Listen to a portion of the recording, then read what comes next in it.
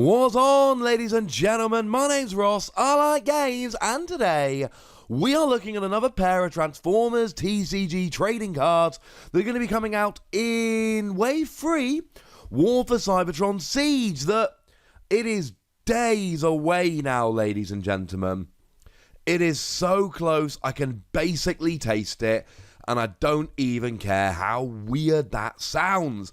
So we need to have a look at the last few cards that are coming in this wonderful set, and then I can say I've analysed all the cards and feel rather good about myself.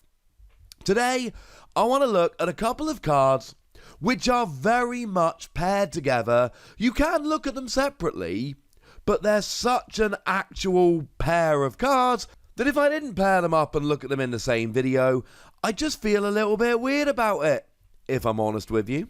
We are talking about Basic Combat Protocol, and we are talking about Urban Camo. And on the face of it, they look fairly uninspiring. One gives you bold one gives you tough one. Okay. That's not good. Bold one and tough one are not good, because we can do so much better, and I'll give you some examples in a minute. But then we realise they're utility cards. They are utilities that give you bonuses you would usually expect on weapons or armours. So okay, Basic Combat Protocol might only give you bold 1, whereas generally we'd expect at least bold 2 at the absolute minimum, but it takes up your utility slot, you can still play a weapon, and Urban Camo might only grant you tough 1, but it's taking up your utility slot, leaving your armor slot free for something else. And we've seen this a few times in the game, and it's always an exceedingly good thing. So back in Wave 1, Dinobots had a huge advantage because they could play Jaws of Steel.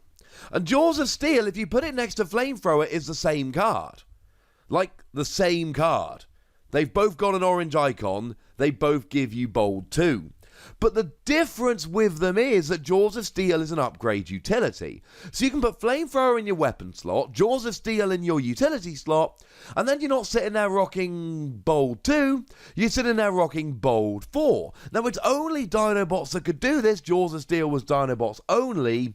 It's one of the things that really marked Dinobots out as a hyper-aggressive, let's go smash some stuff deck right off the bat. And it's the reason why Dinobots is generally, well, one of the reasons, there are several, why it's generally played as a bold deck with lots of orange icons. I mean, we could also talk about Dino Chomp and Grimlock, and there are many reasons to play it as a bold deck. This was just one of them.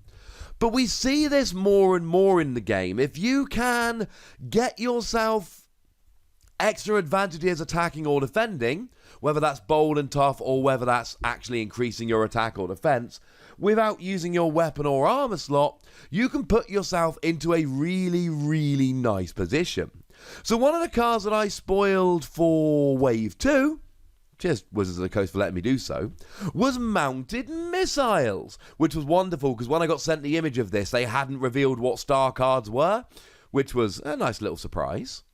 And it's got a double orange icon, which is great, but it gave you +2 attack and could go in an armor or utility slot. And obviously as a weapon, it could also go in a weapon slot. And the great thing here is that you can now be building up your attack while still saving your weapon. So let's say, for argument's sake, you really, really want to play Force Field. Force Field, great card. But maybe you want some tough as well. The theory here being that maybe you've got enough tough to tank the hit, but if you can't tank the hit, then Force Field comes in and saves you. Well, now you can, because you can play an Urban Camo to give yourself tough 1, and have a Force Field because one's a utility, one's an armor. That's what these cards do so beautifully. They are not good cards, except for the fact that they sit there and they take up your utility slot so that you can play a weapon with a Basic Combat Protocol and you can play an armor with an Urban Camo. Now the other thing to note, and this is very noteworthy, they've got the correct icons. They've got the icons you would want. So generally speaking, if you're playing Basic Combat Protocol, you're probably playing a more aggressive, a more orange, a more bold deck. so you want some orange icons and it's got one. Similarly, Urban Camo giving you tough. Any deck that wants tough wants blue icons, and it has a blue icon. You see this with Flamethrower as well, incidentally, it does have the requisite orange icon. It's not the same though. If you look at the melee character upgrades, your body armor and your power sword, they give you bold 3 and tough 3 respectively, which is clearly significantly better than bold 1 and tough 1. One could say 3 times as good.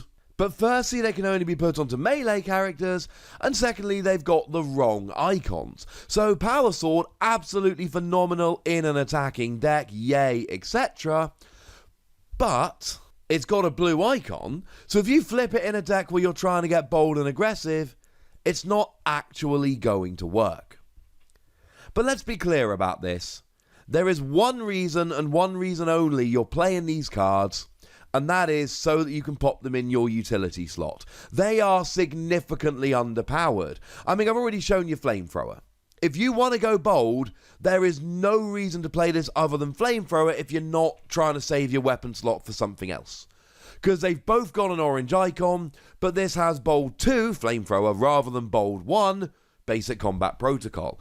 It is objectively better. It's just a better card. If you want tough, we can do better on the tough. We got plenty of upgrades that give us tough. Now, I've already mentioned body armor, which gives tough 3, though that's not... it's not a particularly fair comparison, but we've got reinforced plating. And reinforced plating is a great little card that gives you tough 2 and has a blue icon. It is the equivalent thereof of Flamethrower.